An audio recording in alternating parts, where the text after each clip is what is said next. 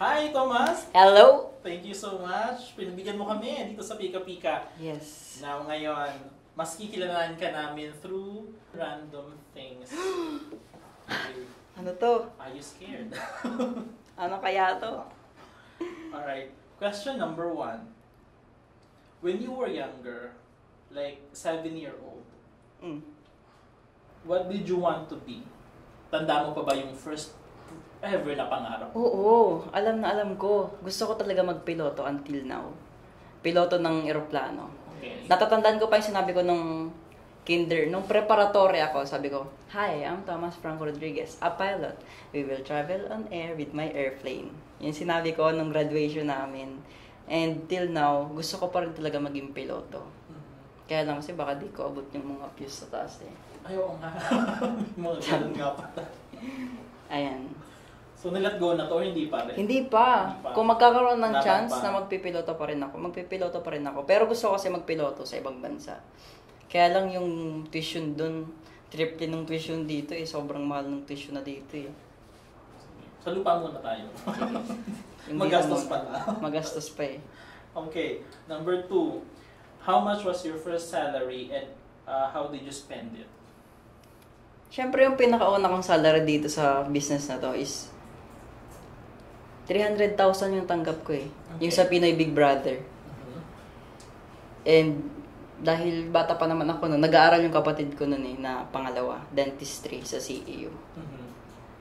Binigay ko kay mama yung 250,000, yung 50K. Binili ko ng phone kasi wala akong phone eh. That time, paglabas ko ng PBB, pinakauna ko bumili akong phone. Tapos, ayun, yun yung una kong pang picture-picture, pang update-update. Masaya naman. Ayun. Parang napakabait na bata. Well, hindi ko na makasalang gagawin ko dun sa pera eh. Sabagay, kasi parang bata Bata pa naman ako. Pa na. Ito naman, sa inyo, name your least favorite household chore. Ano po? Least favorite household chore, yung mga pinakaayaw mong gawaing bahay. Ako? Ano ba ito? Maglaba? Magugas Lahat ng ginagawa plato? ko yun eh, pero ang pinakaayaw ko talaga maghugas Ng ng mga pinggan. pinggan. Ay, especially kaldero talaga. Bakit? Kasi gagamit pa ng steel wool, tapos parang ang hirap eh, mag-steel wool pa, tapos katulad ng mas maraming proseso. Kasi nung sa probinsya ako, pati ilalim kinukuskus eh. Hindi katulad dito sa Manila na, syempre, mga electric stove na, ganyan. Sa Yes. probinsya kasi, uling yun. Hirap tanggalin ng uling sa ilalim eh. Tapos yung uling tatanggalin mo kayo. Oo, saka dumidikit. Wala pang non-stick nun. Ngayon may non-stick na eh. Okay. Umaasenso. Ayan. So, ang paghuhugas ng kaldero. Mm-mm. Okay. Number 4. What was your favorite childhood game? Childhood game. Ano ba yung nagbabato ng ano? Yung may papel na binilog tapos nalagay sa plastic. Batuhan. Ano laro yan? Basta yung marami kayo, tapos dalawa yung taya. Tapos, Dodgeball. okay, pa-explain sa amin. Nagalaro kayo dodgeball? Yung laro nyo, Dodgeball, nalaro dodgeball. lang. Okay. Hindi ko lang alam yung hindi ko lang agad naisip yung dodgeball. Bakit Pero yun yung favorite mo? Anong meron doon? Masaya ba? Or nagkakasakitan ba? Which is gustong-gusto ng mga bata? Nung bata kasi ako, yun talaga yung lagi namin nilalaro. Tapos uuwi akong may sugat lagi sa paa. Kasi habulan. Kasi lagi akong umiilag, tumatambling-tambling pa. Mayabang eh. Oh. Natatamaan mo ako, tapos tatambling ako. Hindi tatamaan. Ayun, yun yung favorite ko na laro, Okay. yung bata. Next. What's one thing you always wanted as a kid but never got? Ano kaya? Ano yung mga pangarap mo nung bata ka na gusto mong ma-receive, matanggap? Ma-receive. Never mo na-receive. Ngayon, kahit malaki ka na, never mo siya na-receive. Kumbaga, lumipas na yung childhood mo, hindi mo pa rin nakukuha. Nung bata ako, gusto ko talaga magkaroon ng yung kotse na maliit, tapos inaapakan lang. Yung sasakay ka mismo? Oo. Okay. Pangarap ko talaga yun. Pero ang dami kong laruan na mga remote control.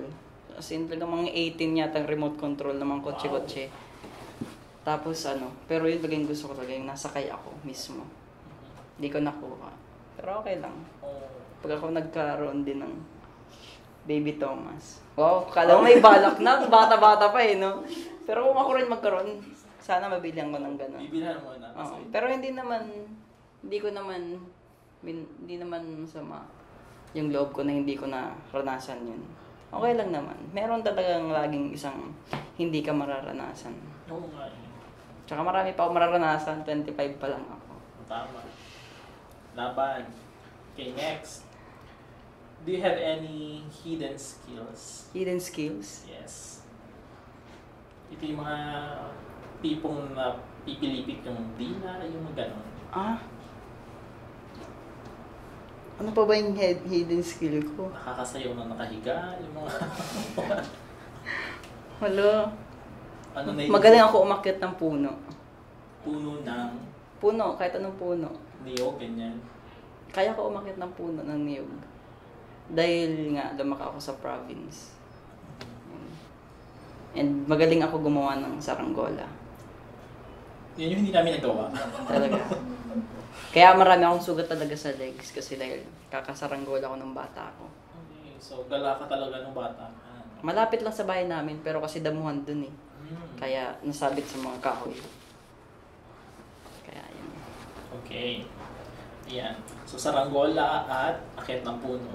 Mm-mm. Okay, next. Sa babae, mas type mo ang long hair or short hair? Ako kahit ano. Pwedeng long hair, pwedeng short hair. Promise wala akong ano. Walang Mm-mm. specific dun Dati nung yung ex ko lagi ako tinatanong, okay ba sa akin to? Sabi ko kahit ano, bagay sa'yo. Dahil yun laging sinasabi ko. Maputi o morena? Kung pipili akong isa lang, morena talaga. Morena. Mm. Okay. Pero okay lang din naman kahit ano. Hindi ko kasi alam, pag na-inlove ka kasi, kahit anong itsura niyan eh. Di ba? May point. Okay. Machika o shy?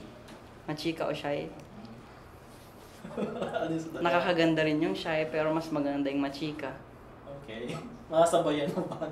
Kahit ano. Sige, machika. Mas gusto ko yung machika. Okay. Next. What superpower do you wish to have? Pahinto ng oras, pero yung oras ko lang natigil. Ha? Charot lang. Nakakapagpatigil ka ng oras, no? Pero pati ikaw titigil. Hindi, joke lang. Siguro ano? Time travel siguro. Time travel. O bakit time travel? Sinong babalikan mo sa past or sa future? Anong gagawin mo doon? Yung ex ko. Hindi, joke lang. Babalikan ko yung ano, tatay ko. Okay. Babalikan ko yung mga time na ano, na nagtatrabaho ako dito sa Manila, tapos nandun siya. Kasi nung umalis ako dun, lakas niya eh. Tapos nung pagbalik ko, may ano siya. Ayun. Para makagala pa kami. Okay. Okay. Okay. Bigla tayo naging senti doon. Senti doon. Alright, and that concludes everything. Yeah, Thank you okay. so much, Thomas. Thank you so much. Sana mahila ka pa namin sa susunod. Yes, walang problema. Basta kaya ng schedule at available, di ba? Walang problema Thank you so sa akin much. yan, hindi ko tatanggihan. Alright, so you may now invite our viewers para i-follow yung social media accounts mo in your upcoming shows. Ayan, syempre, follow niyo ako, Alamat Official, alamat.tomas, at syempre yung grupo, alamat_official sa IG and sa other social media accounts, pati na rin sa YouTube. Pakinggan nyo po yung aming mga kanta, especially yung aming bagong labas na kanta na Walang Hanggan. Thank you so much.